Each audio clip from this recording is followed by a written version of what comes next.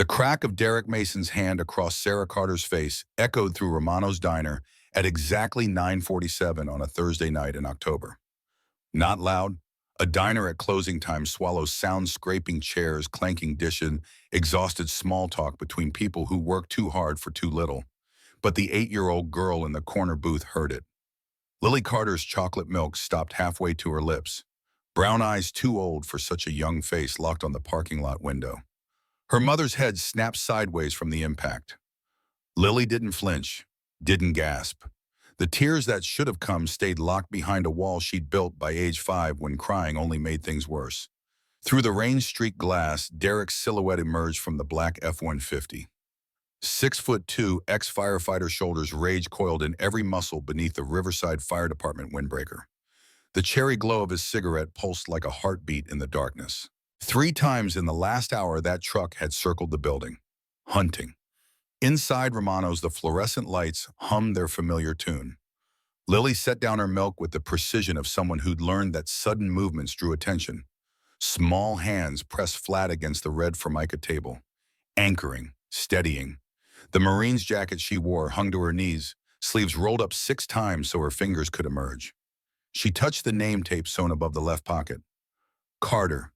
Dad, I need the kind of help you can't give anymore. The unspoken prayer dissolved into the diner's stale air, thick with decades of bacon grease and burnt coffee. But in the corner booth locals called the biker spot sat a man who'd been watching everything for the past 3 hours. Jack Morrison was 62 years old and carried the smell of 3 decades worth of choices. Coffee grounds, motor oil, the particular metallic tang of a man who'd seen too much death and somehow kept breathing anyway. The scar cutting down his left face from temple to jaw, courtesy of Viet Cong shrapnel in February 1973, ached in the October cold. Always did. 52 years later, that piece of metal still lived in there too close to nerve clusters for any surgeon to risk removing. The VA doctors called it manageable pain. Jack called it Tuesday. He'd nursed the same cup of coffee since 7 that evening. Frank Romano, who owned the place and wore the same Hells Angels patch Jack did, knew better than to ask why. Warriors developed instincts, the kind you couldn't teach in any training manual, the kind that kept you alive when everything else said you should be dead. And tonight, every instinct Jack possessed was screaming. Something wrong, something dangerous, something that tasted like smoke and blood and the particular flavor of violence about to break containment.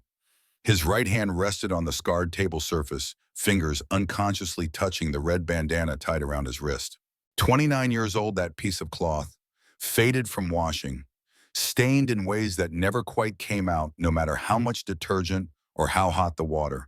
Bloodstains are forever when they mean something. Linda Morrison, age 7, abducted June 14, 1995. Blood type O negative. Last seen Riverside Park 3:47 in the afternoon. Never found. Jack didn't allow himself to think her name often. Thinking led to remembering. Remembering led to the kind of pain that Budweiser couldn't drown and VA therapy couldn't touch. And 62 years on this broken planet hadn't managed to dull even slightly. But tonight, watching this child in her oversized military jacket, watching her refuse to cry, when every cell in her body probably wanted to scream Linda's name, whispered through his mind like gun smoke. Not again, not on my watch, not this time. Frank Romano approached with the coffee pot. 67 years old grandfather to 11, the kind of man who'd witnessed 4 wars through other men's eyes and one through his own son's flag-draped casket. He'd run this diner for 43 years, seen enough to know when the barometric pressure of violence was about to spike. You planning to do something about that? Frank's voice barely carried over the distance between them. His chin jerked toward the window where Derek paced in the rain-slicked parking lot like a caged animal that had just remembered it had teeth. Jack's jaw set. Some debts can only be paid in blood. Frank poured coffee nobody had requested. Which side of that equation you planning to be on? The side that stops little girls from disappearing? Jack Frank. The single word dropped between them with the weight Marines use before firefights. The tone that said the conversation was over and the decision already made, and nothing short of death would change the trajectory of the next few minutes. How many years I've been coming here? 28. Ever seen me walk away from a fight that mattered? Frank set down the pot. The glass rattled against the burner. Outside, Derek's truck engine growled to life. Inside, Sarah Carter gathered her purse with hands that shook so badly the contents spilled across the booth. Wallet, keys, pill bottles. The mathematics of the situation were simple, brutal, inevitable as gravity. You're 62 years old. Man out there's got 20 years on you and nothing left to lose. Jack touched his scar, touched the bandana, felt the weight of 30 years of failure he'd never forgiven himself for and probably never would. Then I better make sure I win. Sarah Carter stood on legs that barely supported her weight, 97 pounds. Terminal pancreatic cancer eating through her from the inside out. Skin the color of old paper. Eyes too bright with the fever that came from a body consuming itself. She'd been beautiful once. Pictures on her phone showed a woman with full cheeks and laughter in her eyes. That woman had died somewhere in the 6 years since she'd married Derek Mason. What remained was a ghost learning to haunt her own life. Lily slid out of the booth, tiny hand finding her mother's. They moved toward the door like condemned prisoners approaching the gallows. Slow, inevitable. Knowing exactly what waited but unable to change the fundamental nature of their reality. Derek met them at the exit. Up close, the man assembled into a collection of warning signs Sarah had spent 6 years making excuses for. Whiskey breath, not beer. The hard stuff that meant he'd been drinking since noon. Clenched fists with knuckles that showed fresh splits from hitting something. Probably the steering wheel, probably the dashboard. Wild eyes that didn't quite focus and couldn't quite hide the calculation happening behind the rage. Get in the truck. Not loud. Quiet was worse. Quiet meant he'd moved past the screaming phase into the cold, deliberate space where broken bones happened. Derek, why? His hand shot out. Not to hit, not yet. To grab. Fingers like a vice clamping around Sarah's upper arm exactly where the bruises already lived in layers. Purple, yellow, green. A timeline of violence written in subcutaneous hemorrhaging. Lily moved. 52 pounds, 4'1", wearing her dead father's jacket that still carried the faint smell of sand and gun oil from a war that had ended before she was born. She stepped between her mother and Derek and tilted her head back to look up at a man more than twice her size. Let go of my mom.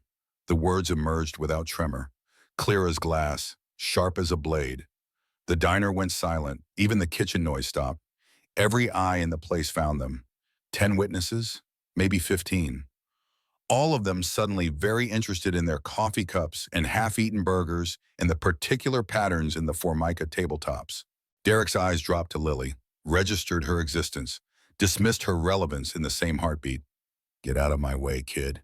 No, that single syllable hung in the air between them. Derek's free hand rose. Everyone saw it. Everyone knew what came next. And everyone looked away because getting involved in other people's problems was a good way to become a problem yourself. Jack Morrison moved. 62 years old. Scarred. Gray beard that hadn't been trimmed in 3 weeks. Carrying 30 years of guilt and the muscle memory of a man who'd fought in jungles before Derek Mason's father was born. His hand caught Derek's wrist mid-swing. Not gentle. The grip of someone who'd performed combat medicine on 19-year-olds bleeding out from wounds that should have killed them. Steady, certain, unbreakable. She said no. Time to leave. Derek's head whipped around. Saw old biker. Hell's Angels vest with patches that told stories in a language most civilians couldn't read. Scar like war paint. Eyes that had looked at death and hadn't blinked and wouldn't start now. This is none of your business, old man. Jack's grip tightened. Bone ground against bone through Derek's skin. The younger man's face went pale.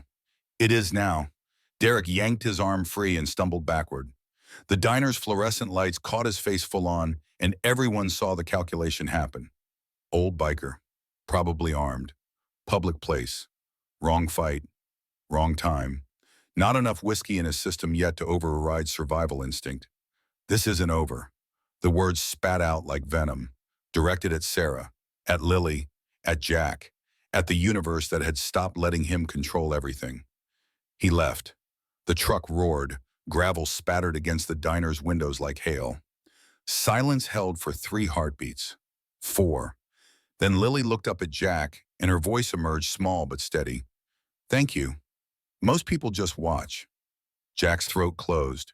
because Linda had said almost exactly that once, age 6. When he'd stopped a bully at her school from taking her lunch money, Linda's voice, Linda's cadence, Linda's too old understanding that the world was full of people who saw wrong and did nothing. You're safe now. No. Lily said it with the certainty of a child who'd earned wisdom through pain. He'll come back. They always come back. The past doesn't die. It waits. And Jack Morrison, 62-year-old Marine Hells Angels president, man who'd survived Vietnam and 30 years of grief that should have killed him, felt his world tilt sideways. Because those were his words. The exact phrase he'd said to Linda's mother the night his daughter vanished. The past doesn't die. It waits. A mantra he'd lived by for 3 decades. How could this child possibly know? Jack knelt, got to Lily's eye level. His knees protested with a particular grinding sensation of joints that had absorbed too many motorcycle crashes and jungle marches and 62 years of refusing to quit. Close enough now to see details his 3-hour surveillance had missed. The way she protected her left side when she moved. Cracked ribs, maybe. The faded bruises on her neck barely hidden by her jacket collar. Hands, choking. The fear she refused to show blazing in her eyes like a forge. You're brave. Lily's hand moved to touch the red bandana on his wrist. Her fingers whisper light against the fabric. Brave is just scared that decided to move anyway. The words hit Jack like a gut punch, because that was exactly how Tommy Carter had defined courage. His best friend from Vietnam. The man who'd saved his life in Hugh City. The man who'd taught him that fear and courage weren't opposites, but partners in the dance every warrior learned. What's this? Lily's finger traced the bandana's edge. Jack's hand moved to cover it. Instinct. Protection. But she'd already registered the way his entire body had tensed. It belonged to someone. Someone I couldn't save. Past tense belonged, yeah. I'm sorry your someone is past tense. My dad's past tense too. She touched the name tape on her jacket. Carter. Iraq. 2010. IED. I don't remember him. Just stories Mom tells me when she thinks I'm asleep. Sarah was crying now. Silent tears of relief and exhaustion, and the particular despair of a woman who'd given up hope so long ago, she'd forgotten what it felt like when someone actually helped. Jack stood, his knees cracked. Everything hurt. Everything always hurt. You didn't make it to 62 as a combat veteran and motorcycle club president without collecting injuries like other people collected stamps. Ma'am, I'm Jack Morrison. I run a... He stopped. Most people heard Hell's Angels and saw crime documentaries, saw violence, saw the worst assumptions cable television could manufacture, saw everything except what they actually were. I can help if you want help. Sarah looked at him, at the scar, at the vest, at the red bandana, at the man who'd stepped up when 15 other people had found reasons to stay seated. I can't pay you, didn't ask you to. Derek will come for me. Let him, he'll hurt you. Jack almost smiled. Ma'am, I'm a 62-year-old Vietnam vet with more scars than sense. I've been hurt by professionals. Derek Mason's an amateur. Frank appeared with 2 cups of hot chocolate in the particular expression of a man delivering news he wished he didn't have. I called Doc Washington. He can look at Sarah. Brotherhood covers medical. Sarah's face crumpled. I don't need looking at. I need... Her voice broke, shattered into pieces she couldn't quite gather back together. I need $75,000 and 3 months I don't have. Lily's hand found her mother's. The child's voice emerged flat, the tone of someone who'd been told too many impossible things and learned to carry them anyway. Mom has cancer, pancreatic, stage 3. Surgery costs $75,000. Insurance won't cover experimental procedures. Doctor says without surgery she has 3 months. With surgery, maybe 5 years. The math was cruel, simple, impossibly brutal in its clarity. Jack looked at Frank. Frank looked at Jack. An entire conversation happened in the silence between them. The kind men who'd known each other for 30 years could conduct without words. The kind that said everything that mattered and nothing that didn't. How much you got saved? Sarah's voice emerged barely above a whisper, $800. And Derek Frank's question carried 43 years of diner wisdom. Reading situations, understanding the topology of violence and desperation and the particular way money made people into monsters. Sarah's face drained to the color of old snow. Derek owes money, bad money, casino debt to people who she couldn't finish, didn't need to. Lily finished for her. 200,000 to people who kill you if you don't pay. He needs mom's life insurance, 600,000 if she dies, enough to pay his debt and have money left over. He needs her dead before the divorce papers get signed. 8 years old. Understanding murder. Explaining insurance fraud with the clinical detachment of someone who'd learned to separate emotion from survival. Jack's fists clenched. The bandana burned against his wrist like a brand heated in fire. He's not killing anybody. Frank called the Brotherhood.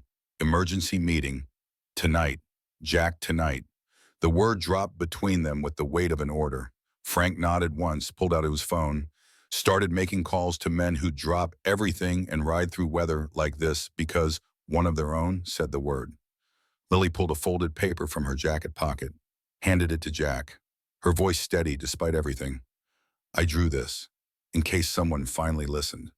Jack unfolded it. Pencil sketch. Child's hand but adult detail, revealing an intelligence that should have been playing with dolls instead of documenting abuse. A map, their house layout, security cameras marked with precise locations. Derek's usual positions noted in small, neat handwriting.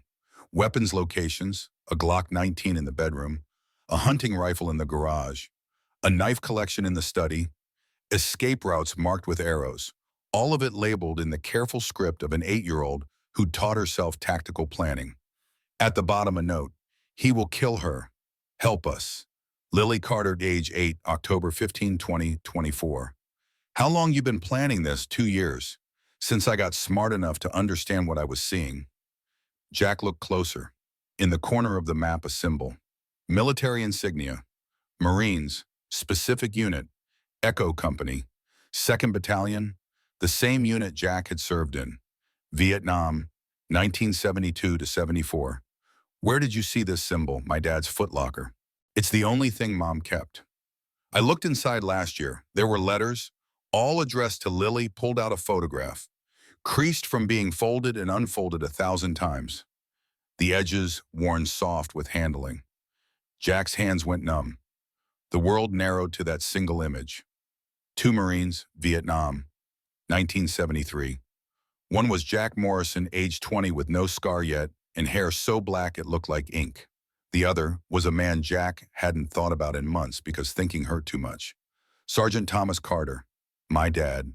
He wrote about you, said you saved his life in Hugh, said if anything ever happened to him, if his family ever needed help, to find Jack Reaper Morrison. Hell's Angels, Riverside chapter. The photograph trembled in Jack's grip. Time collapsed. 39 years vanished in a heartbeat. You knew my dad. Jack sat heavily in the booth. The vinyl squeaked. The diner spun. Seconds stretched into hours. Tommy Carter. Your father was Tommy Carter. You knew him. The question carried such desperate hope, such raw need to know the father she'd never met. Jack's voice emerged rough as gravel. Knew him, kid. He saved my life. Hugh City, February 1973. I took shrapnel. He touched his scar. This. Went down. Tommy dragged me 2 clicks through enemy territory, took a bullet in his shoulder doing it. If not for your dad, I'd be a name on a wall in D.C. instead of sitting here. Lily climbed into the booth beside him, small body next to his bulk. She smelled like childhood, hot chocolate and fear, and the particular scent of resilience that couldn't be manufactured or taught. Mom said he never talked about the war, but he wrote letters, lots of them. He said you were the bravest medic he ever saw, said you saved 12 men in one battle, said you ran into enemy fire 36 times to drag wounded Marines, said I couldn't save them all. Jack's hand found the red bandana, wrapped around it. Held on like a drowning man clutching driftwood. Some debts you can never repay. Lily was quiet for a long moment. Then her voice emerged soft but certain. Is that why you're helping us? Because of my dad. Jack looked at her. Really looked. Saw Tommy's eyes, Tommy's stubborn jaw, Tommy's courage that bordered on suicidal stupidity but somehow kept you alive when nothing else should have.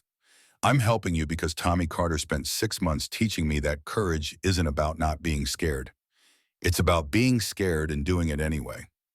Your dad lived that philosophy, died living it, and I'll be damned if I let his daughter and granddaughter suffer when I can stop it. Lily absorbed this, processing information the way 8-year-olds shouldn't have to. My dad used to say, family isn't blood, it's who shows up. He taught me that too. So are you family now? Jack's throat tightened. If you'll have me. The sound started low. So low you felt it in your chest before your ears registered anything. A vibration in the floorboards, a hum in the windows, a promise of thunder rolling in from every direction at once. Lily's eyes widened. What is that? Jack checked his watch. 10:47. That's your dad's family arriving. 1 motorcycle. 2, 5, 10, 20. They materialized from the darkness like something summoned by ancient ritual. Highway 9, Route 47. The back roads only locals knew existed. Hell's Angels Riverside chapter responding to Frank's calls, plus 3 other chapters Jack had contacted, plus independents who rode with them sometimes, plus men who'd served with Tommy Carter in Iraq and Afghanistan and remembered debts that transcended time. By the time the rumble stopped, 47 motorcycles lined Romano's diner parking lot in perfect formation. 47 riders, ages 52 to 71. Combined military service, 283 years. Combined scars beyond counting. Combined rage at men who hurt women and children sufficient to level mountains. Frank Romano stood at the entrance watching his diner transform into a staging ground.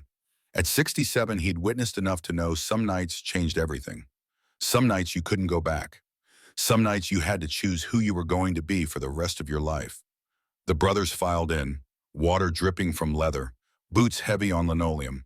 Jack stood, introduced them one by one to Lily with the formality of presenting soldiers to a commanding officer. Lily Carter, daughter of Sergeant Thomas Carter, Echo Company. I present your father's family. Steele stepped forward first. Vice President, age 67, with a gray beard down to his chest and eyes that had seen too much but refused to look away. He shook Lily's hand like she was an adult. Equal, worthy of respect. Your father saved my nephew. Afghanistan, 2007. Tommy was training cadre. My nephew wrote me that man's a born protector. Doc Washington knelt, opened his medical bag, 60 years old with hands steady enough to perform surgery in a combat zone. May I check your mom? Sweetheart Chains pulled out a photograph.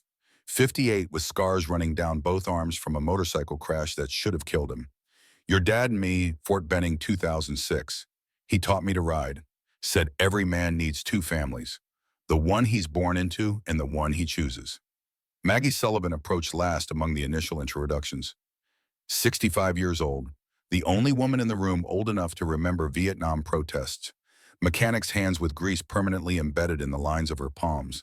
She touched Lily's shoulder with surprising gentleness. Sugar, I run a shelter. Your mama and you are coming with me tonight. Nobody's touching you there.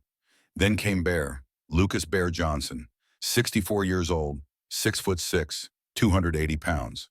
Hands like meat hooks. A scar running from his left temple to his jaw, courtesy of an IED in Fallujah. Face that made children cry in grocery stores.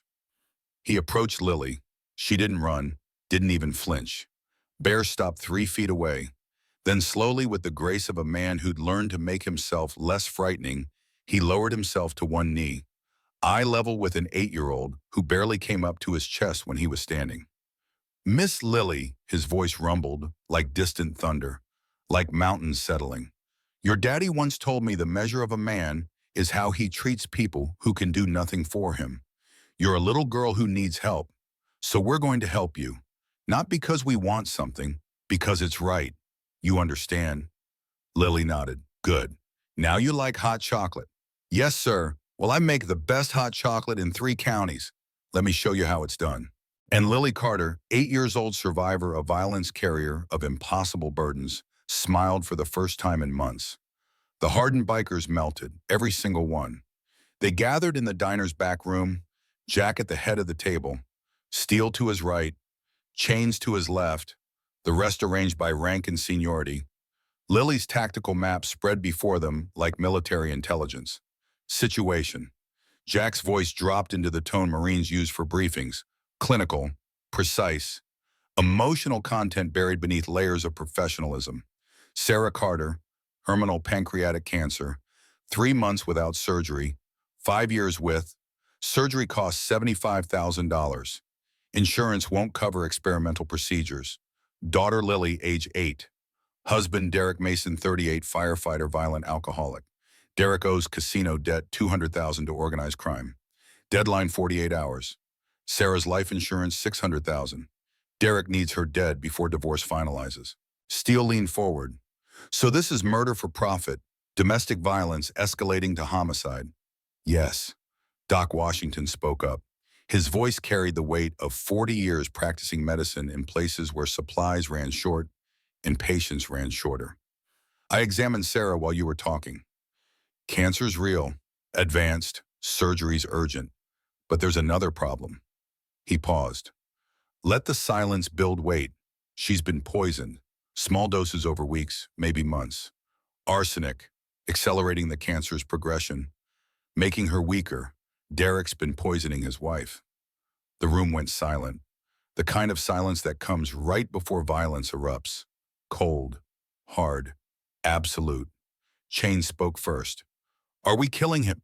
Jack's voice cut through the tension like a blade. We're better than that. We document everything. We save Sarah and Lily. We make sure Derek goes away for 30 years minimum.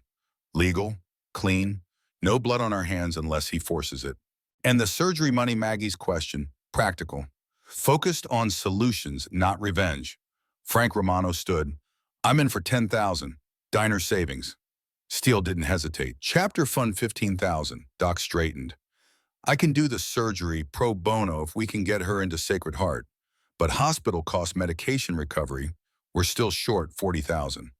Bear pulled out his phone. I'll call in favors. Veterans groups. Marine Corps Association. Tommy Carter's old unit. We've got... He checked his watch. 60 hours before the surgery window closes. We can raise 40,000 in 60 hours. Make it happen. Jack's order? Simple, direct, no room for failure. The door opened. A woman entered. Asian American, early 40s, with a detective's badge on her belt and exhaustion carved into the lines around her eyes. Detective Laura Chen. I've been investigating Derek Mason for 3 months. She laid out photographs on the table. 4 women, different ages, races, backgrounds. Same bruises, same terror in their eyes. Same pattern of injuries that told stories their mouths had been too afraid to speak.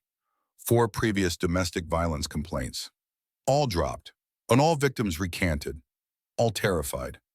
I can't arrest him without evidence that'll stick. His firefighter buddies cover for him. Judges give him breaks because he's a local hero. Systems failed these women. But if you're planning what I think you're planning, we're not planning anything illegal. Jack's voice careful, measured, walking the line between truth and necessity. Laura smiled, tired, knowing, of course not. But if you were, and if you happened to obtain evidence of ongoing domestic violence, assault, poisoning, conspiracy to commit murder, I'd be very interested in seeing that evidence. Hypothetically. Hypothetically. One more thing. Laura pulled out a file, set it on the table. Derek's not just desperate about mob debt. 3 weeks ago, his crew responded to a house fire. 2 children trapped inside. Derek froze. Complete panic attack. His crew saved the kids. But Derek's been on administrative leave since. PTSD evaluation pending. He's losing everything. Reputation, job, money, wife. Cornered animals are most dangerous. Noted. Laura stood to leave. At the door, she paused, turned back. Sergeant Thomas Carter. I knew him different way. He testified in a case I worked, sex trafficking ring. He didn't have to, could have stayed silent, but he said brotherhood means nobody gets left behind. Not your unit, not strangers, nobody. She left. The door closed. The room absorbed what she'd given them, not just information, permission. The system's acknowledgement that sometimes justice required working outside official channels. The door burst open again. A man stumbled in. Mid-30s, firefighter jacket, wild eyes, phone clutched in shaking hands. I need to talk to Jack Morrison. Jack stood. I'm Morrison. Craig Wheeler. I'm, I was Derek's friend, firefighter. Craig looked like he hadn't slept in 3 days. Red-rimmed eyes, stubble, the particular desperation of a man who'd realized he'd been complicit in something unforgivable. Derek called me 2 hours ago. He's planning something tonight. He's got Bobby Martinez and Jake Sullivan with him. They're armed, they're drunk, and they're coming for Sarah. When midnight, they know she's here. Derek saw the motorcycles. He thinks he can overwhelm you with numbers. Hit fast. Grab Sarah and Lily. He's wrong, right? Tell me he's wrong. Jack checked his watch. 11:02, 58 minutes. He's wrong. The words emerged cold as winter. But Craig, why are you here? Derek's your friend. Craig pulled out his phone, played a recording. Derek's voice slurred with alcohol and rage and desperation. After we get Sarah, we kill the old biker. Make it look like self-defense. Then Sarah and Lily disappear. Permanently. Canyons deep enough, nobody finds bodies. The recording continued. Murder conspiracy, detailed planning, in Derek's voice, recorded by his best friend. Craig's hand shook. I have a daughter, Emma. She's 5. Last night she asked me, Daddy, is Mr. Derek a bad man? And I lied, said no. But she knew. Children always know. He looked at Lily sitting at the counter with Bear learning to make hot chocolate. I'm sorry, I should have helped sooner. Respect isn't given. It's earned. I haven't earned any, but maybe I can start. Jack took the phone. You wearing a wire number? You willing to? Craig met his eyes. Whatever you need. The Brotherhood moved with military precision. Ghost and smoke exterior surveillance establishing perimeter security. Bear and iron front door visible deterrent. Doc and Maggie with Sarah and Lily preparing to evacuate if necessary. Steel and chains, rooftop positions with clear sightlines. Frank kitchen, securing back exit. Jack center position, drawing fire if it came to that. Laura Chen called back. State police are 15 minutes out if you need them, but they can't respond without provocation. We'll give them provocation. 11:47. Derek's truck appeared at the far end of the parking lot. 2 more trucks behind it. 9 men total visible in the headlights. Jack stepped outside alone. Stood in the diner's light.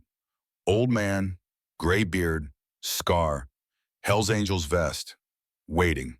Derek got out slowly, saw Jack, smiled with all the warmth of a shark. Old man, last chance. Give me my wife and kid. Walk away. No. Then you die tonight. Maybe. Jack touched his red bandana. But Derek, I've died before. Turns out I'm pretty good at it. Derek and his crew advanced. 40 feet, 30, 20. Then the lights hit. Every motorcycle's headlight, all 47, flooded the parking lot like daylight. And standing in front of each bike, a brother, a sister. 47 people. Armed, ready, united. Derek stopped. Jack spoke loud enough to carry. Derek Mason, you have 2 choices. Walk away now, or find out what happens when you threaten a Marine's family. Derek's hand moved toward his gun, and Lily Carter's voice cut through the night, small but fearless. Leave my mom alone. Everyone turned. Lily stood in the doorway, 8 years old, Marine's jacket, holding Craig's phone. I've been recording everything. Every word, every threat, all of it. Derek's face went white. You little, a gunshot cracked the night. Not from Derek. From Bobby Martinez. Panicked. Wild. Aimed at Jack. The bullet hit Jack's left shoulder at 11:47 p.m. Not center mass, not immediately fatal, but at 62 years old with scar tissue from 50-year-old shrapnel and cardiovascular disease that came from decades of cigarettes and bad coffee, no bullet was minor. The 9mm round punched through deltoid muscle, clipped the subclavian artery, exited below his collarbone carrying fragments of bone and flesh that scattered across wet asphalt like dropped change. Combat trainings kicked in before conscious thought. Even as he fell, Jack's right hand found the Sig Sauer holstered at his hip. Drew. Acquired target. 3 controlled shots into Bobby Martinez's truck engine block. Center mass on the vehicle, not the man. Neutralizing threat without killing. The way drill instructors at Camp Pendleton had taught him in 1972, when Vietnam still had 2 years left to chew up American boys and spit out broken men. The truck's engine seized, oil spraying, Bobby screaming, but unhurt, just scared, just realizing what happened when you fired drunk at a Marine Corps combat veteran who'd spent 2 tours keeping 19-year-olds alive under enemy fire. Jack hit the ground hard. Parking lot asphalt cold and wet under his back. Rain mixing with blood pooling beneath him. Pain arriving in waves. First shock, then fire. Then something worse than fire. The particular agony of arterial bleeding when your body realizes it's losing pressure fast. 47 motorcycles roared to life as one organism. Headlights blazing.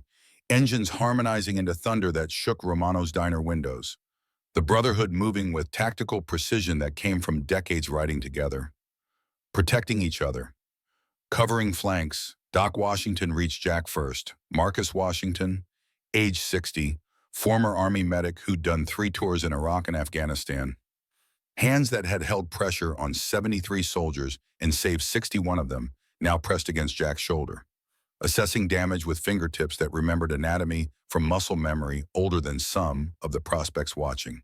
Through and through. Arterial nick. You're losing blood fast, brother. Jack's vision graying at edges. Not his first time bleeding out. Vietnam had taught him what dying felt like. The cold creeping inward. The sounds fading. The particular peace that came when your body started shutting down to preserve the brain for a few final minutes. Stay with me, Reaper. Doc's voice steady, calm. The voice that had talked dozens of dying men back from the edge through sheer force of will and medical competence. I need pressure here. Steel, get me the trauma kit from my bike. Chains, call 911. Tell them GSW arterial bleed. We need a bus now.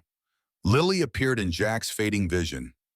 8 years old in oversized Marine's jacket, Tommy Carter's jacket, Tommy's granddaughter, kneeling beside him on wet asphalt, tears streaming down face that hadn't cried in years because crying made Derek hit harder. You took a bullet for me, Jack's voice weak. Not the first time, kid. Won't be the last. Well, because someone should have taken one for Linda. Because Tommy took one for me and Hugh. Because debts get paid. Because that's what you do when you give a damn. The world telescoped. Sounds distant. Sirens approaching. Derek Mason screaming profanity from the back of a patrol car. Craig Wheeler sobbing. Bobby Martinez being tackled by Bear Johnson, who at 6'6" and 280 pounds could neutralize a threat without breaking a sweat. Jack's hand found the red bandana at his wrist. Linda's blood still faintly visible after 29 years. His fingers closed around it, anchored to consciousness. Reminder of why he'd stepped in front of that bullet. Stay awake, brother. Doc applying Israeli bandage. Using technique learned in Fallujah when IED shrapnel had turned infantry soldiers into anatomy lessons. You don't get to die tonight. Lily needs you. Sarah needs you. The Brotherhood needs you. Don't need nothing. Jack's voice fading. Just need to know they're safe. They're safe. Derek's contained. Police have him. You did your job. Now let me do mine. Ambulance arrived. Paramedics taking over. Loading Jack onto gurney. Starting IV lines. Typo negative because he'd bled enough they couldn't wait for crossmatch. Whole blood pumping into veins trying desperately to replace what he'd lost on Romano's parking lot. Lily tried to climb into ambulance. Maggie Sullivan pulled her back gently. 70 years old and strong as the steel she'd been welding since 1975. Running the shelter where broken women went to hide. Where Sarah and Lily would be safe tonight. He'll be okay, sweetheart. He's survived worse. How do you know? Because Jack Morrison's too stubborn to die. And because your father's watching over him. Tommy Carter wouldn't let Jack go, not after Jack saved his life in Vietnam. The ambulance doors closed, siren wailing, lights disappearing into Montana night. Lily stood in parking lot watching taillights fade. Brotherhood surrounding her. 47 bikers in leather and patches creating a circle of protection around an 8-year-old girl who just watched a stranger take a bullet meant for her mother. Steel Romano put his hand on Lily's shoulder. 67 years old. Vice president of the chapter. Owner of the diner where this had started. His voice gravelly from 40 years of cigarettes and shouting over motorcycle engines. Your dad, Tommy, saved Jack's life in 1973. Dragged him 300 meters under enemy fire. Held pressure on a shrapnel wound until medevac arrived. Jack would have bled out without Tommy.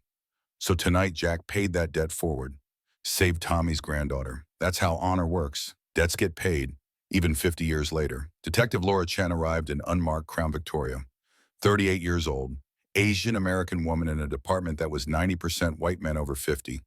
She'd been investigating Derek Mason for 6 months. 4 previous victims, all recanted under pressure.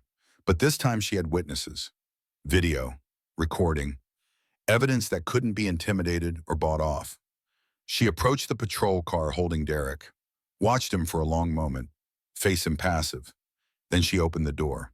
Derek Mason, you're under arrest for attempted murder of Jack Morrison, assault with a deadly weapon, conspiracy to commit murder, domestic violence, stalking, witness intimidation. You have the right to remain silent. Derek spat at her, missed, screamed about illegal arrests and false charges, and his lawyer was going to destroy everyone involved. Laura didn't react, just closed the door. Let him scream. She'd heard it before. The rage of men who believed the system existed to protect them, not their victims. She found Lily with the Brotherhood, knelt to eye level. You're Lily Carter. Yes, ma'am. I need you to tell me what happened tonight, everything. Can you do that? Lily nodded, pulled the tactical map from her jacket pocket, the one she'd been drawing for 2 years. House layout, weapons locations, escape routes, evidence of systematic planning that would devastate any defense attorney's claim this was a one-time incident. I documented everything for 2 years. I knew someday someone would ask, so I wrote it down. Laura took the map, stared at it. Military precision from an 8-year-old child, color-coded threat levels, timestamps, detailed notes about Derek's patterns and Sarah's injuries, and the particular days when violence was most likely. You did this yourself, my dad taught me. Before he died, he said if you're in danger, document everything. Write it down, take pictures, make maps, because someday you'll need evidence, and scared people don't think clearly. So document while you can still think. Laura looked at Maggie, then at Steele, then at the 47 bikers standing in the rain protecting a child they'd met 2 hours ago. She's not going back to that house. No, ma'am. Maggie's voice carrying the particular authority of a woman who'd been saving others for 40 years. She's staying at my shelter, her and her mom, as long as they need. Good, I'll need statements from everyone, but that can wait until morning. Laura stood, looked at the patrol car holding Derek. Get him processed, full workup. I want blood alcohol, drug screen, everything. And someone find Bobby Martinez and Jake Chen. Their accessories. Sarah Carter was loaded into a second ambulance. Not bleeding, not critical, but collapsing from stress and fear and 5 years of accumulated trauma, finally overwhelming her body now that immediate danger had passed. Lily rode with her, holding her mother's hand, both of them shaking, both alive, both free for the first time in half a decade. The ambulance carrying Jack reached Sacred Heart Hospital at 12:03 a.m. Trauma team waiting, type O negative running wide open. Blood pressure 70/40 and dropping. Surgeon on call was Dr. Patricia Reeves, 58, former Navy, 20 years patching up sailors and Marines who'd done stupid things in stupid places. She took one look at Jack's wound and knew this was going to be complicated. Get him to OR2. Call for backup. I want vascular on standby. This is going to be a long night. They wheeled Jack into surgery at 12:17 a.m. Doc Washington scrubbed in without asking permission. He trained as a paramedic, not a surgeon, but Dr. Reeves knew better than to refuse an extra pair of hands, especially hands that belonged to someone who'd done more combat medicine than most surgeons would see in a lifetime. The surgery should have been routine. In and out, clean the wound, repair the artery, close up. 4 hours maximum. But Jack Morrison was 62 years old with scar tissue from shrapnel wounds in 1973, with cardiovascular disease, with lungs that had breathed Agent Orange and burned pit smoke, with a body that had been breaking down slowly for decades and was now deciding maybe it was done fighting. Hour 3, the blood pressure crashed. 70/30, 50/20, undetectable. He's coding. Dr. Reeves' hands moving fast, controlled. The particular calm of a surgeon who'd lost patients before and refused to lose another one tonight. Start compressions. Get me EPI. Doc Washington's hands on Jack's chest. Pushing, counting, 30 compressions. 2 breaths, 30 compressions. The rhythm burned into muscle memory from training that never quite left you, no matter how many years had passed. Clear, paddles, shock, Jack's body arcing off the table. Monitor flatline extending. Again, clear, shock, nothing. Come on, brother. Doc's voice barely audible. You don't get to quit. Lily needs you. Sarah needs you. Your daughter needs you to finish what you started. Third shock. The monitor hiccuped, blipped, found rhythm. Sinus tach at 120 but steady. Blood pressure climbing. 60 over 30, 70 over 40. Stabilizing. Dr. Reeves exhaled. That was too close. He's a fighter. Doc's hand steady but voice shaking slightly. Always has been. They finished the surgery at 4:47 a.m. 5 hours total. Artery repaired. Bone fragments removed. Wound irrigated and closed. Jack Morrison transferred to ICU, intubated and sedated. Alive but critical. Next 24 hours would determine if the damage was permanent. While Jack fought for his life in surgery 30 miles away, Derek Mason stood before Judge Richard Morrison at arraignment. No relation to Jack despite the shared name. Judge Morrison was 63. White. Former prosecutor. Known for being tough on crime except when crime involved people he knew personally. The prosecutor was Amanda Torres. 31. Latina. Overworked and underpaid in a county that couldn't afford enough attorneys to handle the caseload. She stood before the judge with Derek's jacket file that included 4 previous domestic violence complaints. All dismissed. All recanted by victims, too scarce to follow through. Your Honor, the state requests remand without bail. Mr. Mason attempted to murder Jack Morrison. Shot by his associate Bobby Martinez on Mr. Mason's orders. We have video. We have audio recording. We have witness testimony. The defendant is an extreme flight risk and danger to the community.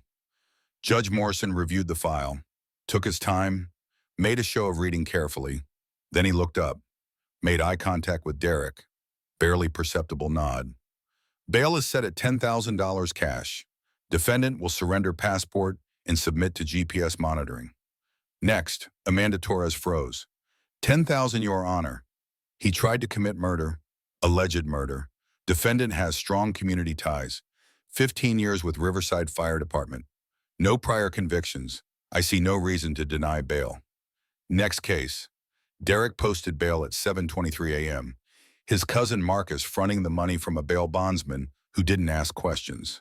The GPS monitor went on his ankle. Easily removable if you knew what you were doing, and Derek had friends in the sheriff's department who taught him exactly what to do. He walked out of Dawson County Jail into morning sunlight, free, furious, already planning his next move. Bobby Martinez and Jake Chen had fled town. Cowards. But Craig Wheeler was still around, and Craig had access to the hospital, to Sarah, to that biker who'd interfered. Derek pulled out the burner phone he'd stashed in his truck before the arrest, the one Bobby had grabbed during the confusion and handed off to Marcus during processing. Police had taken Derek's iPhone, but they didn't know about the backup. The phone with one number pre-programmed. The number Derek had been told to call if he ever needed help with something that required discretion. He dialed. It rang twice. Yeah, it's Derek Mason. I need to call in that favor. What kind of favor, Tay? The permanent kind. The voice paused. Location, Sacred Heart Hospital. 3rd floor. Sarah Carter and Jack Morrison. I need them gone.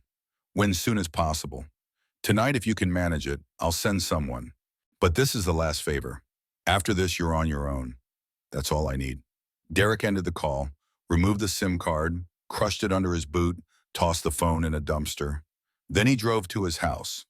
Showered, changed clothes, made coffee, acted like a man who had nothing to worry about. Like a man who believed the system would protect him the way it always had. At Sacred Heart Hospital, Carol Morrison sat beside her ex-husband's ICU bed. She'd been on the 4th floor visiting her mother when she heard about Jack's surgery. 20 years since their divorce. 20 years of separate lives built on the rubble of a marriage destroyed by Linda's abduction. by grief that had consumed them both differently.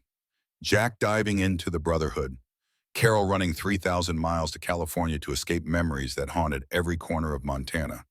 But she'd come back, her mother dying of lung cancer. And Carol finally ready to face the ghost she'd been running from for 2 decades. She'd been in Riverside for 3 months, hadn't contacted Jack, didn't know what to say. How do you apologize for blaming someone for something neither of you could have prevented? Now she sat beside his bed watching machines breathe for him, watching monitors track heartbeat and blood pressure and oxygen saturation. Numbers that meant he was alive, but barely. Numbers that could change any second. The door opened. Lily Carter stepped in, 8 years old, exhausted, wearing the red bandana Jack had given her in the parking lot. The bandana with Linda's blood that Carol recognized immediately. The bandana she'd seen Jack touch obsessively for 29 years, now wrapped around a child's wrist. Lily saw Carol, froze. Didn't know who this woman was, but something about her eyes looked familiar. Looked like the photos of Linda that Jack had shown her. The same blue-gray, the same shape. Carol stood. I'm Carol, Jack's ex-wife. Lily, Jack saved my mom. And me. I know, Laura told me. Carol's voice gentle. Careful. The way you spoke to traumatized children when you'd spent years working with foster kids. That's who Jack is. He saves people, even when it costs him everything. Is he going to be okay? I don't know. The doctors say the next 24 hours are critical. His heart stopped during surgery. They got it started again, but there might be damage. We won't know until he wakes up, if he wakes up. When? Carol's voice firm. When he wakes up. Jack Morrison doesn't quit. Trust me, I was married to him for 20 years. Stubborn is his defining characteristic. Lily sat in the chair opposite Carol. They watched Jack together. Two people connected by a man who'd saved one of them and married the other. Connected by Linda's memory, by loss and grief, and the particular bond that forms when you both love someone difficult. Why'd you divorce him? Carol took a long time answering. Finally, because I blamed him for Linda. It wasn't fair. It wasn't his fault. But I needed someone to blame, and he was there. So I left. Spent 20 years in California trying to forget. But you can't forget your own child. Can't forget the best years of your life. Can't run far enough to escape your own heart. Do you still love him? I never stopped. I just didn't know how to live with the pain. But pain's easier to carry when you're not alone. I see that now. 20 years too late, maybe. But I see it. The hours dragged. Jack remained unconscious. Machines beeping their steady rhythm. Nurses checking vitals every hour.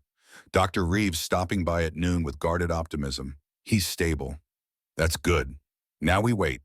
While Jack slept, fundraising for Sarah's surgery accelerated. Maggie Sullivan organized the Brotherhood. Steele Romano used his diner as headquarters. Chains Rodriguez set up crowdfunding page. Bishop Stone contacted every veterans organization within 500 miles.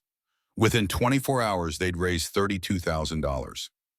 Another $43,000 pledged. The goal was $75,000 for surgery, plus recovery costs, plus housing, plus therapy for Lily. The community responded. People who'd feared the Hells Angels for decades now seeing them differently. Not criminals, not outlaws, guardians, protectors. Men and women who'd said yes when everyone else looked away. The donations poured in. $20 from a waitress, $500 from the mayor, $1,000 from the fire department where Derek had worked. Blood money, maybe. Guilt money, definitely. But money that would save Sarah's life. Craig Wheeler showed up at Romano's diner at 3 p.m. He hadn't slept, hadn't eaten, hadn't stopped shaking since watching Bobby shoot Jack, since watching his best friend Derek get arrested for attempted murder, since realizing he'd been complicit through silence. That by saying to nothing day, he'd been saying everything. Steele met him at the door, 6'1", 240 pounds. Vietnam veteran with tattoos that told stories in ink about battles fought and brothers lost. He looked at Craig for a long moment. Then he stepped aside. Coffee's hot. Have a seat. Craig sat at table 9, the table where Lily had documented 2 years of abuse in careful sketches, where Jack had watched for 3 hours before intervening, where everything had started 5 hours ago. I should have said something sooner. Steele poured 2 cups of coffee, sat across from Craig. Yeah, you should have. I was scared. Derek's my friend. Was my friend. I don't know anymore. I saw him hit Sarah once, 2 years ago. I told myself it was one time, that it wouldn't happen again, that it wasn't my business. That's what everyone tells themselves.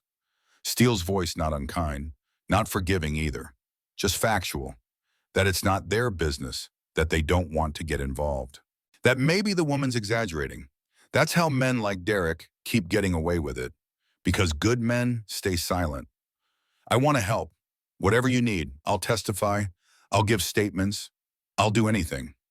Steele studied him, reading sincerity, reading desperation, reading the particular guilt of a man who'd watched evil happen and done nothing. You recorded him, last night, talking about killing Jack and Sarah and Lily.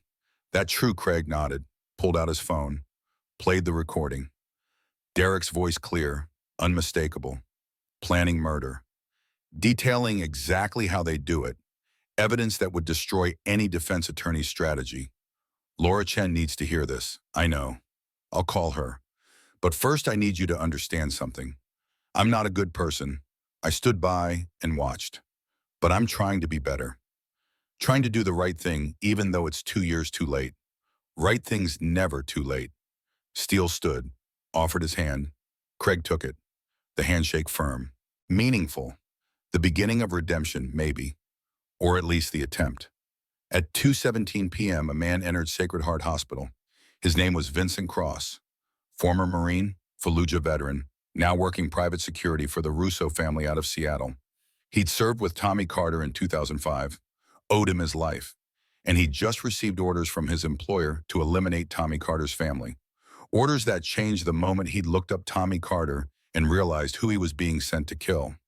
Vincent dressed in business casual, visitor badge from reception desk, flowers in his hand, walking with purpose but not rushing, not drawing attention, moving through hospital like he belonged, like hundreds of other visitors seeing sick relatives.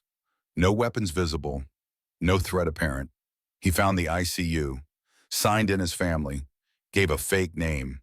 The nurse barely looked at him, overworked, understaffed, trusting that anyone who bothered to sign in probably belonged. Jack Morrison was in room 304, still unconscious, still intubated. Carol asleep in the chair beside his bed, Lily on the small couch, both exhausted, both unaware. Vincent stood in the doorway, looked at Jack, saw the resemblance to the photos Tommy had shown him, the grizzled Marine who'd mentored Tommy, who'd saved his life in Vietnam, who'd taught him what honor meant. He looked at the machines keeping Jack alive, at the woman and child sleeping beside him, at the red bandana wrapped around Lily's wrist, at the Marine's jacket too big for her small frame, at the Echo Company patch Tommy had worn. Vincent stepped back into the hallway, made a phone call. Yeah, it's Cross. I'm at the hospital. And I'm not doing it. Say again, the target is Tommy Carter's family. Sergeant Thomas Carter. Echo Company. 2nd Battalion. Fallujah 2005. The man who saved my life. I'm not killing his family. Silence on the other end. Then Carter's dead. His daughter and granddaughter aren't. I owe him. That debt comes first. Derek Mason will be unhappy. Then Derek Mason can handle his own problems. I'm out, and tell him if I see him near this hospital, I'll kill him myself. Tommy Carter's family is off limits. That's how honor works. Vincent ended the call, walked back to Lily's room. She was awake now, watching him, tense, ready to scream for help. He raised his hands, showed he was no threat. Then he spoke quietly. Miss Carter. Lily didn't answer, just watched him, calculating, the same way she'd watched Derek for 2 years, learning to read danger, learning to survive. I knew your father, Fallujah 2005, 2nd Battalion Echo Company. He saved my life. That got Lily's attention. Her hand moved to the jacket, to the unit patch. Vincent stepped into the room, slowly, carefully, not threatening. He looked at the sleeping Carol, at the unconscious Jack, at the 8-year-old girl who'd grown up too fast in ways no child should have to. Derek Mason hired people to hurt you. I was sent here to do that, but I won't. Your father saved my life. I owe him. And that debt means you're untouchable. You and your mother and Jack Morrison, all of you, protected. Why are you telling me this? Because you should know you're safe. Derek's debt to my employer is canceled. If we see Derek again, he's a dead man. But you're under protection. That's how honor works, even in our world. Lily processed this. Child brain trying to understand adult world where violence had rules, where debts got paid across decades, where honor existed even among criminals. What do I tell Jack? Tell him Tommy Carter is still saving people, even after death. Tell him some debts never expire. Vincent set the flowers on the table, turned to leave, stopped at the door. Your father was a good man, best Marine I served with. He talked about you all the time, about his baby girl, about how proud he was. He'd be proud of you now too. What you did, how you survived, how you protected your mother. That takes courage most adults don't have. Then he was gone, walking back through hospital corridors, signing out at the desk, disappearing into afternoon sun. A ghost who'd come to kill and instead chose honor, who'd honored Tommy Carter's memory by protecting the family he'd left behind. Lily sat still for a long time, processing, understanding. Her father had saved a man 13 years ago in Iraq. That man had just saved her today in Montana. Cause and effect rippling across time and space. Proof that good deeds echoed forever if you listened carefully enough. Jack woke at 4:32 p.m., intubation tube removed, breathing on his own, vision blurry, everything hurting, but alive. Carol's face the first thing he saw. Older now, 50 lines that hadn't been there at 43 when she'd left. But still Carol, still the woman he'd married 32 years ago, when they'd both been young and stupid and desperately in love. Hey, her voice soft, carrying 20 years of regret and relief and complicated emotions that didn't have names. Hey yourself, his voice rough, throat raw from intubation. Every word effort. You took a bullet. Not my first. Jack tried to smile. Failed. How long was I out? 18 hours. You died on the table. Doc brought you back. Figures. Can't get rid of me that easy. Carol laughed, crying, both. How are you still making jokes because the alternative's crying, and I've done enough of that for 2 lifetimes. Lilith appeared at the bedside. Jack saw her, saw the bandana on her wrist. Linda's bandana.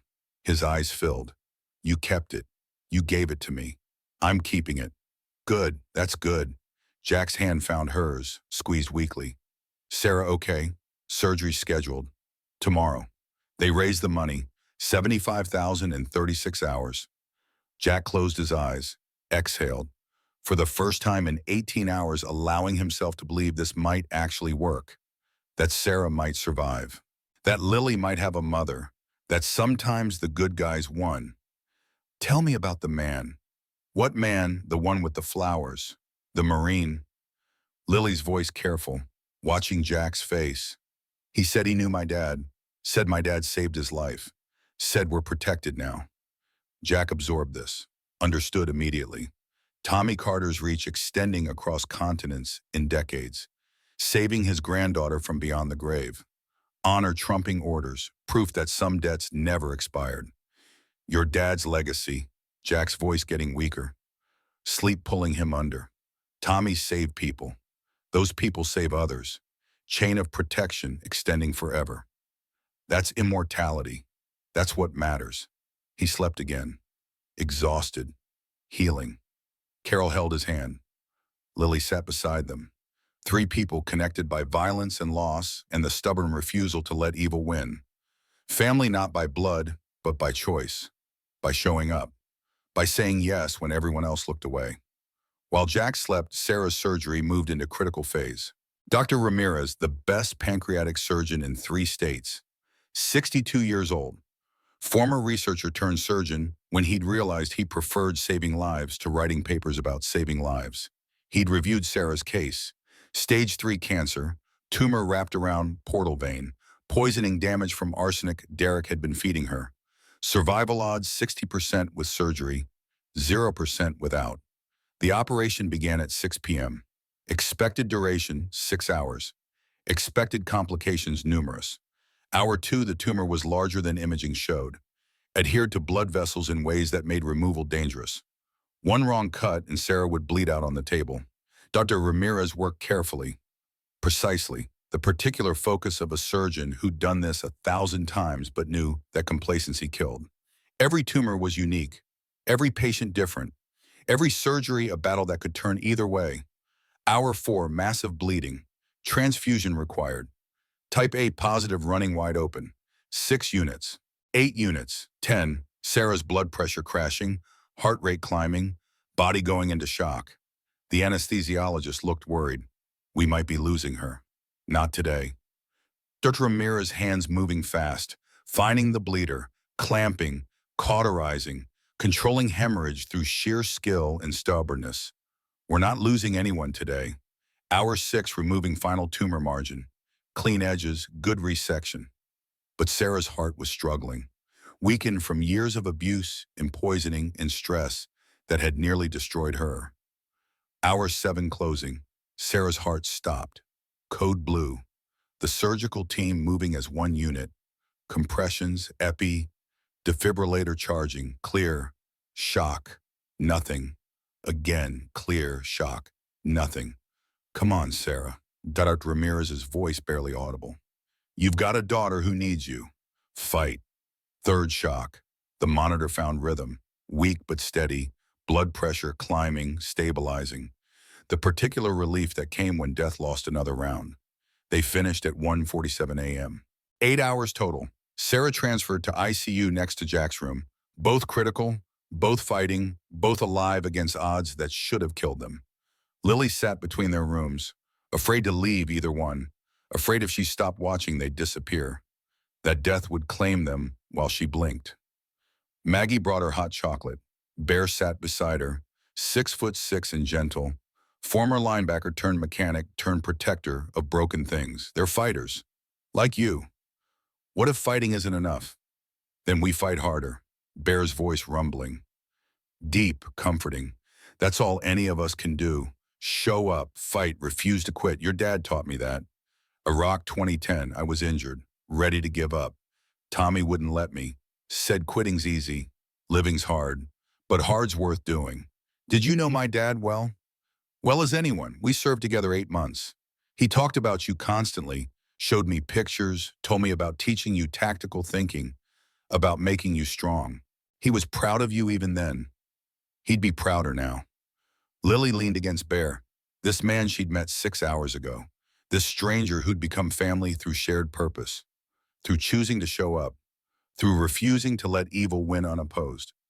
Craig Wheeler arrived at Sacred Heart at 3 a.m. Couldn't sleep, couldn't stop thinking about Derek, about the recording on his phone, about what he had to do even though it meant betraying his best friend, even though it meant admitting complicity, even though it meant facing consequences for silence. He found Laura Chen in the ICU waiting room. She'd been there for 6 hours, taking statements, coordinating evidence, building the case that would put Derek away permanently. Detective Chen Laura looked up, exhausted but alert, the particular awareness of a cop who never really went off duty. Craig Wheeler, I have something you need to hear. He played the recording, Derek's voice clear, unmistakable, planning murder. Detailing exactly how he'd eliminate Sarah and Jack and Lily. Evidence that transformed attempted murder into conspiracy. That elevated charges to federal jurisdiction. That would put Derek in prison for 30 years minimum. Laura listened to the whole thing, face impassive. When it finished, she looked at Craig for a long moment. Why now? Because I should have done it 2 years ago. Because staying silent makes me complicit. Because I have a daughter and I want her to grow up in a world where men like Derek face consequences. Playing this recording makes you a witness. Defense will go after you. Derek's lawyers will try to discredit you. You'll lose friends, maybe your job. I know. Craig's voice steady. I don't care. It's the right thing. Should have done it sooner. Laura nodded, respect in her eyes. The respect reserved for people who did hard things because they were right. I'll need you to come to the station. Make a formal statement. This recording, plus Lily's map, plus witness testimony means Derek's not walking free. Ever. Good. That's what he deserves. What he deserves and what he'll get are often different. But with this evidence, we might actually win. They won. The recording combined with Lily's documentation, combined with testimony from 4 previous victims who finally felt safe enough to speak, created a case even corrupt judges couldn't dismiss.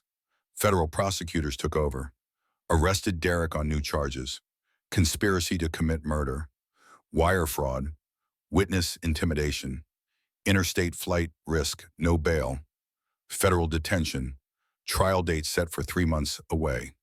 Derek sat in a cell and realized the system he'd counted on to protect him had limits. That when enough evidence piled up, even connections couldn't save you. That Laura Chen had outmaneuvered him. That Craig had betrayed him. That everything he'd built was collapsing. The trial took 4 days. Craig testified. The recording played in open court.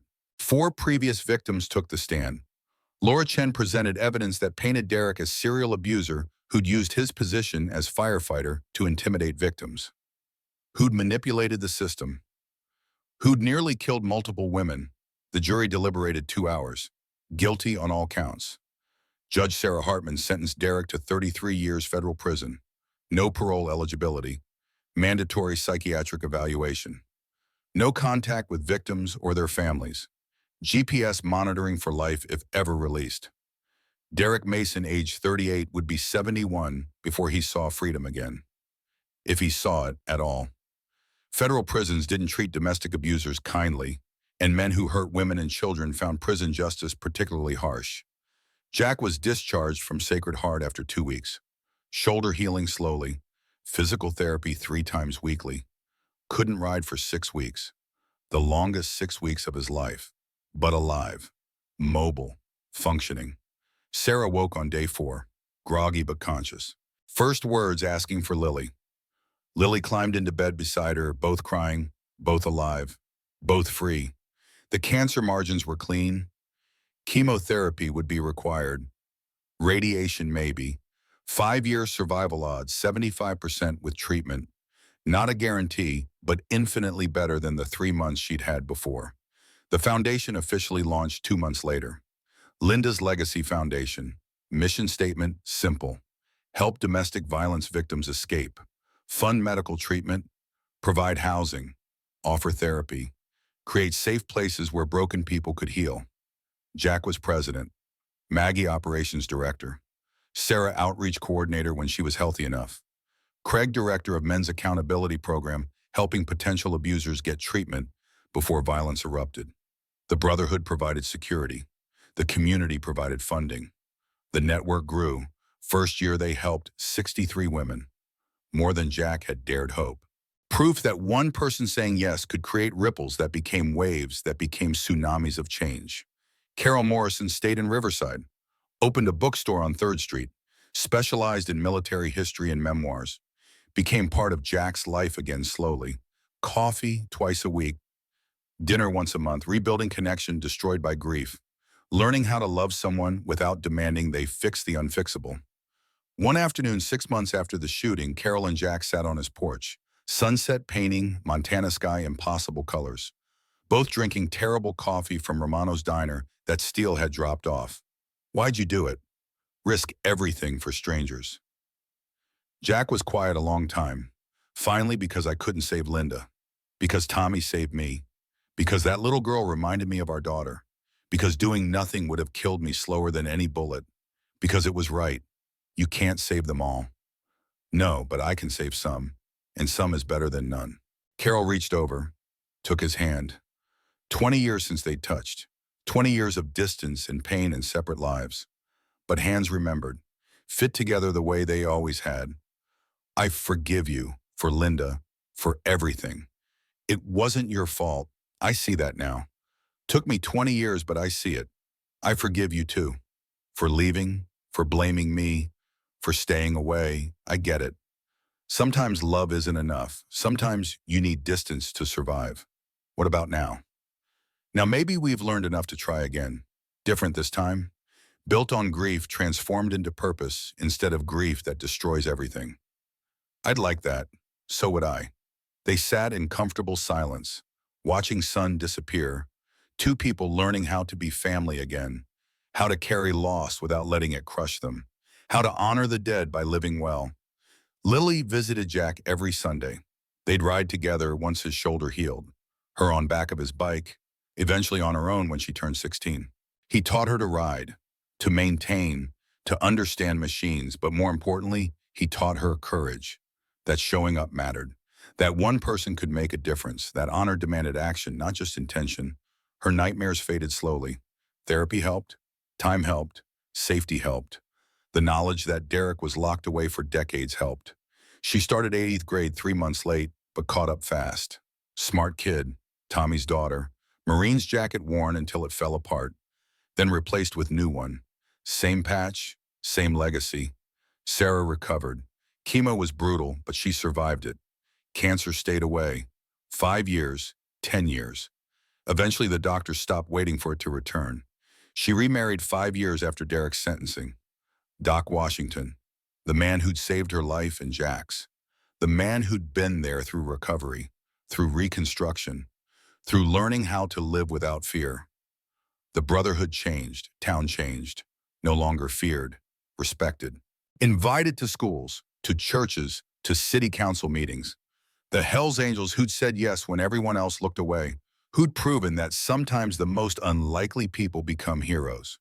That patches and motorcycles didn't determine character.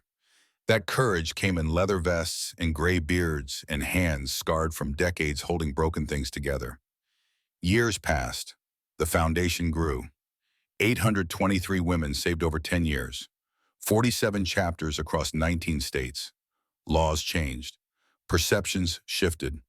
The system that had protected Derek began protecting victims. Slowly, imperfectly, but changing. Jack Morrison kept riding, kept showing up, kept proving that Tommy Carter's legacy lived on, that Linda's death hadn't been meaningless. That pain could be transformed into purpose if you refused to let it consume you. On Lily's 18th birthday 5 years later, Jack stood beside her at Linda's grave, placed yellow roses, introduced his daughter to Tommy's granddaughter, two women connected by the man who'd saved both, connected by the refusal to let evil win, connected by the particular strength that comes from surviving the unsurvivable. That evening a call came. Another woman, another desperate situation, another chance to prove help existed. Jack looked at Lily, 18 now, Marine's ROTC uniform, strong, capable, ready. We going, damn right we are. They rode towards sunset, toward another woman who needed saving, toward another chance to honor Tommy and Linda and all the people who'd been lost but weren't forgotten, toward the work that never ended because evil never rested. But neither did they. The ride continued. The promise kept. Forever. Word count 6 word 21 words. 5 years moved like water through fingers. Fast when you weren't paying attention. Glacial when you needed time to stretch. Lily Carter turned 13 on a Tuesday in October and woke to sunlight streaming through curtains that hadn't existed in the old house. The house where Derek's fists had written stories on walls. This house told different tales. Safety, healing, the particular quiet that comes when violence finally stops holding its breath. She made breakfast, scrambled eggs the way Doc Washington had taught her, coffee for Mom, orange juice for herself. Normal things. The kind of morning routine that would have seemed impossible at 8 years old when every sunrise brought fresh fear about what the day would deliver. Sarah appeared in the kitchen doorway, 44 now with color in her cheeks that cancer hadn't managed to steal permanently. 5 years cancer-free. The surgeries and chemotherapy and brutal recovery all compressed into memory that hurt less with each passing season. She worked 3 days a week at Linda's Legacy Foundation, answered phones, coordinated resources, helped other women find the courage she'd barely scraped together that night at Romano's diner. Morning, sweetie. Morning, Mom. Sleep okay, better than I have in years. The lie was gentle. Sarah still had nightmares, probably always would, but nightmares beat reality, beat Derek's hands around her throat, beat poison in her food, beat dying at 39 with a daughter who'd witnessed the whole terrible unraveling. The doorbell interrupted breakfast. Mailman with certified letter. Sarah signed, opened it, went pale. What is it? Sarah handed the envelope to Lily. Montana State Prison official letterhead. Inmate correspondence. Derek Mason requesting permission to write to minor child Lily Carter. Request denied per protective order, but enclosed the letter he'd attempted to send. Lily unfolded single sheet, Derek's handwriting. She remembered it from before, when he'd leave notes on the counter. Pick up milk. Love you. Casual intimacy of marriage hiding brutality underneath. The letter began simply. No drama, no manipulation, just words on paper from a man who'd destroyed everything he'd touched. Dear Lily, I don't expect forgiveness. I don't deserve it. But I need you to know I was sick. PTSD from the fire where those children died. Alcohol, my father's voice saying real men dominate. I became the monster I swore I'd never be. I'm getting treatment here. Therapy, medication, understanding what I did and why. It doesn't excuse anything, but maybe understanding prevents the next Derek Mason. I think about you every day. The map you drew, the courage you showed. 8 years old and braver than I've been at 38. I hope you're safe. I hope you never have to think about me again. But if hearing from the monster helps other victims, somehow I'm here. I'm sorry. Derek, Lily read it twice, 3 times, searching for manipulation, for hidden threats, for the Derek who terrorized her childhood. Instead, she found something worse, humanity. The suggestion that monsters weren't born fully formed, but created through trauma and choices in systems that failed everyone involved. What do you think Sarah's question? Careful, neutral, letting Lily form her own conclusions. I think he sounds human, and that's terrifying because it's easier when they're just evil. The phone rang before Sarah could respond. Jack Morrison's number. Lily answered on speaker. You two see the news. No, why turn on channel 7? Now. Sarah grabbed the remote. Local news showing prison transport van overturned on Highway 47. Reporter speaking urgently. Escaped inmate Derek Mason considered armed and dangerous. Prison officials believe escape was coordinated with outside help. Manhunt underway involving state police and FB. The screen showed Derek's mugshot. 5 years older than the parking lot confrontation. Grayer, thinner. But the same eyes, same face that had filled Lily's nightmares for years. Sarah dropped the coffee mug. Ceramic shattered against tile, exactly like 5 years ago when this had started. History repeating in broken dishes. Jack's voice through the phone steady as bedrock. I'm mobilizing the Brotherhood. You two are going to Maggie's shelter. Right now, don't pack. Don't wait. Just go. But no buts. Derek escaped during medical transport to outside facility. Guard in critical condition. Derek took his weapon. This isn't some turning himself in. This is someone desperate and dangerous. 20 minutes later, Lily and Sarah sat in Maggie's shelter. The same building where this had started. Same room, different circumstances. Maggie's 70 now, but still sharp. Still running operations like military campaign. Still saving women who'd run out of places to hide. Brotherhood members arrived in shifts. Bear, Steel, Chains, 47 total, including new prospects. Craig Wheeler's daughter Emma among them. 15 years old and fierce. Training to carry the legacy her father had almost destroyed. Jack appeared at noon. 67 now, with more gray and deeper lines, but still moving like the Marine he'd been 50 years ago. He knelt beside Lily's chair, eye level. The same gesture he'd made 5 years ago when she'd been 8 and terrified and documenting abuse in pencil sketches. You holding up Lily showed him Derek's letter. Jack read slowly, face revealing nothing. When he finished, he folded it carefully and handed it back. What do you think? I think people are complicated. I think Derek's sick. I think sickness doesn't excuse what he did. And I think him being out there is dangerous regardless of how sorry he feels. The phone in Lily's pocket buzzed, unknown number. She almost ignored it. Something made her answer. Lily, it's me. Derek's voice, older, rougher, but unmistakable. Sarah lunged for the phone. Jack stopped her, gestured to keep Derek talking. Chains was already tracing the call on his laptop. How did you get this number? I have friends. People who think I got railroaded. People who believe rehabilitation matters more than punishment. What do you want? I want to explain. The letter wasn't enough. I need you to understand that monsters are made, not born. My father beat me. I swore I'd never be him. But trauma doesn't ask permission. You still had choices. You're right, and I made wrong ones every single time. That's why I escaped. Lily's voice dropped. What are you going to do? What I should have done 10 years ago, and this, one way or another. The line went dead. Chains looked up from laptop. Burner phone, downtown Riverside, moving fast. He's on foot. Jack stood, gathered the Brotherhood with a look. They moved to defensive positions, shelter locked down, every exit covered, every window reinforced, waiting for Derek to make his move. Hours passed. Sunset painted Montana sky orange and purple. Temperature dropped. October cold settling into bones. Nothing happened. No Derek, no threats, just waiting in the particular tension that comes before violence erupts. At midnight, Jack's phone rang. Detective Laura Chen, now promoted to captain after a decade of fighting corruption from inside the system. We tracked Derek to the old industrial district. Thermal imaging shows someone in the abandoned warehouse on 5th Street. SWAT's mobilizing, but I wanted to give you heads up. Thanks, Laura. We'll stay put. Jack. Yeah, whatever happens tonight, don't do anything that gets you arrested. Derek's not worth your freedom. Jack ended the call, looked at Steele. Gather 6 brothers. We're going to that warehouse. The hell we are. Steele's voice flat. Laura said SWAT's mobilizing. She didn't say we couldn't get there first. Brother. That's exactly what she said. Jack grabbed his jacket. The Hells Angels vest with patches that told 30 years of stories. Then I'm going alone. Like hell you are. Chain stood, grabbed his own vest. Bear, ghost, smoke, iron. One by one they rose.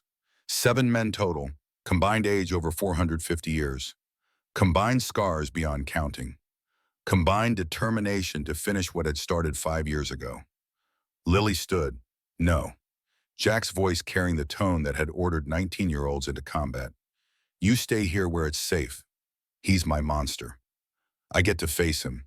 You're 13 years old. I was 8 when this started. I've earned the right to see it end. Jack looked at Sarah, looking for backup. Sarah just nodded. She's right. This is her story too.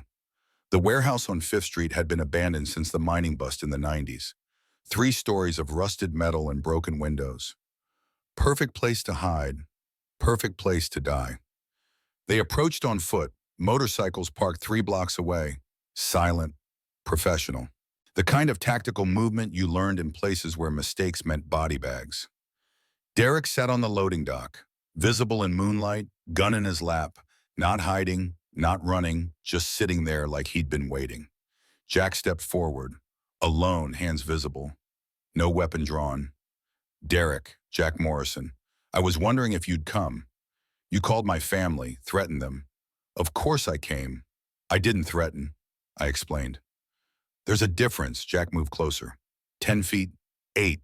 Derek's hand twitched toward the gun but didn't lift it. What are you doing here, Derek? Ending it, one way or another. You could surrender, get the treatment you're talking about in that letter. Derek laughed. Bitter sound, no warmth. You really think they'll treat me? After I escaped, after I hurt that guard, I'm going back to prison for another 20 years minimum. I'll be 60 when I get out. If I get out. So you're what? Going to shoot it out with police? Derek lifted the gun. But not aimed at Jack, aimed at his own head. I'm going to make sure I never hurt anyone again. Only way to guarantee it. Lily stepped out from behind Jack. 13 years old, wearing jacket 3 sizes too big. Her father's Marine's jacket, the one she'd worn that first night at Romano's diner. Derek's hand shook. Lily, get back. This isn't for you to see. You're wrong, her voice steady, clear. The voice of someone who'd survived and refused to let survival be the end of the story. You're wrong about it being the only way. You're wrong about treatment being impossible. You're wrong about everything except one thing. You did hurt us, poisoned my mom, beat her, tried to kill Jack, made my childhood a nightmare. Derek lowered the gun slightly. I know, and I'm sorry, and sorry doesn't fix anything. No, it doesn't. But you know what else doesn't fix anything? Killing yourself. That won't give my mom her health back. Won't give Jack his daughter back. Won't help the next woman trapped with the next Derek Mason. So what am I supposed to do? Live with what I did? Yes, live with it. Get treatment, get healed, then help others heal. That's how you pay the debt. Not with death, with life, with work, with actually becoming the person you pretended to be. Derek stared at her. 13-year-old child explaining redemption to 38-year-old man. The gun trembled in his grip. I don't deserve that. Nobody deserves anything. We just get what we get and choose what to do with it. You got sick. You made terrible choices. Now you get to choose different ones, or you get to take the coward's way out. Which are you, Derek the monster, or the man trying not to be? The moment stretched, taut as wire. Derek's finger on the trigger. Jack tensed to tackle him. Brotherhood ready to intervene. Derek's shoulders shook, tears streaking down face. I'm so tired. I know. Lily's voice gentle now. The particular gentleness of someone who understood exhaustion that lived in bones. I know you're tired. I know you're scared. I know you think you don't deserve help. But you're wrong. Everyone deserves a chance to heal. Even monsters. Especially monsters. Because if we just kill them, we guarantee the cycle continues. Hurt people, until we heal the hurt. Derek lowered the gun completely, set it on concrete beside him, raised his hands. Surrender. I'll get treatment. Real treatment. Whatever it takes, however long it takes, The gunshot cracked through the night. Not Derek's gun. Sniper. SWAT team positioning on adjacent roof. They'd seen Derek lift the weapon, assumed threat, fired to neutralize. The bullet hit Derek's shoulder, spun him sideways. He went down hard, screaming, not rage, pain, confusion. Jack moved, combat medic training kicking in after 50 years. Pressure on wound, assess damage. Through and through, messy but not fatal, stay down. Help's coming. Police swarmed, SWAT team, state troopers, FBI, Laura Chen at the front looking exhausted and furious and relieved. Stand down, all of you, the subject's contained. Derek looked up at Jack, blood soaking through shirt, face pale with shock. You saved me. After everything. You saved me. Jack pressed harder on the wound. That's what I do. Save people. Even the ones who don't deserve it. Especially the ones who don't deserve it. Ambulance arrived. Paramedics took over. Derek loaded on gurney, conscious, stable. Heading to same hospital where Sarah had been saved 5 years ago. Where second chances got handed out to people brave enough to take them. Laura approached Jack. Chains. Lily. You three are lucky I don't arrest you for interfering with a police operation. But you won't. No, because technically you were here first. And technically Derek surrendered before my sniper fired. And technically this whole thing ends better because a 13-year-old girl talked down a suicidal man better than my negotiation team could have. She's special. Jack's voice carrying pride, carrying hope, carrying the particular wonder of watching someone transform pain into purpose.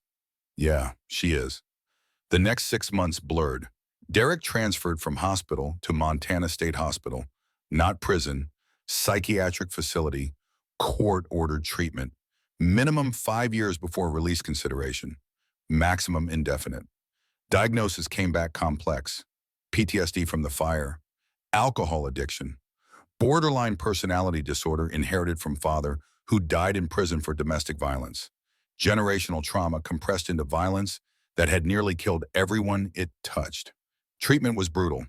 Medication, therapy, group sessions with other men who'd hurt people, confronting damage done, writing apology letters to victims, most letters rejected.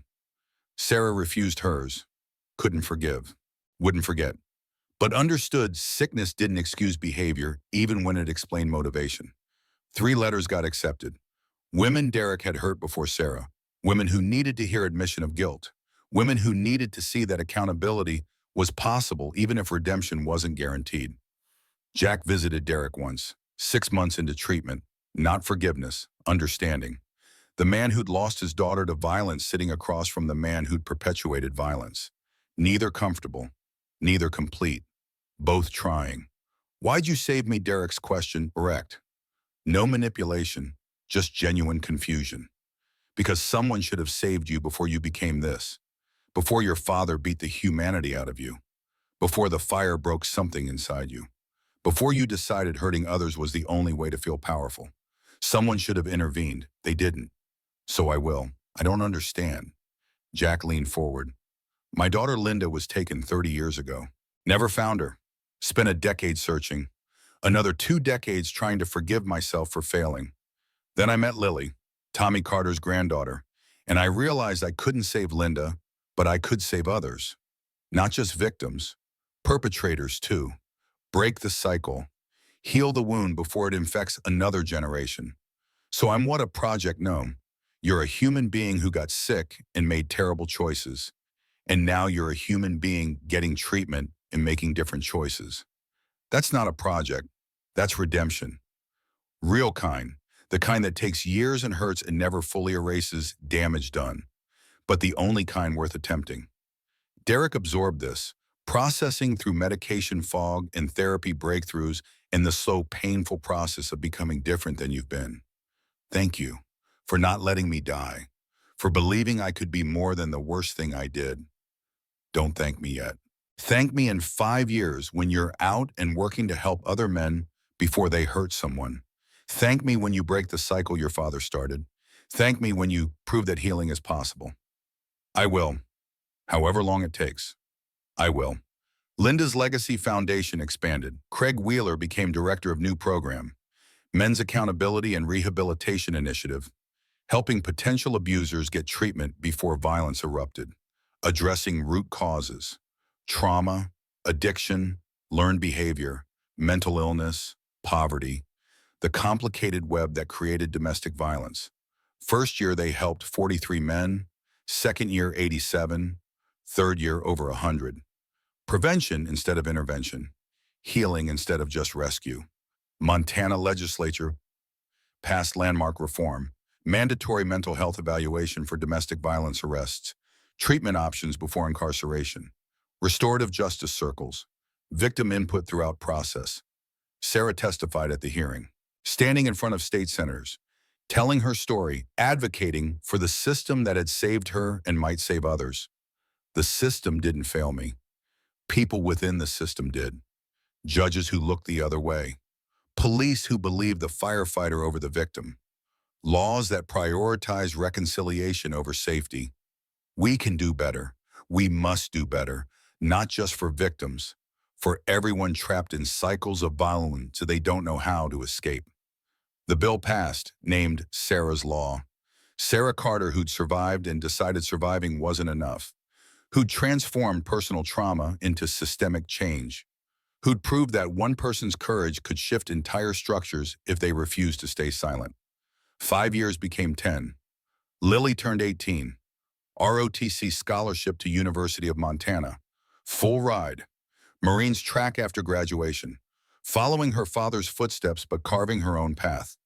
Leadership focused on preventing trauma instead of managing aftermath. The foundation through ceremony. 10 years of operation, 823 women helped. 47 chapters across 19 states. Linda's legacy becoming national movement. Proof that grassroots organizing and stubborn refusal to accept injustice could change the world piece by piece.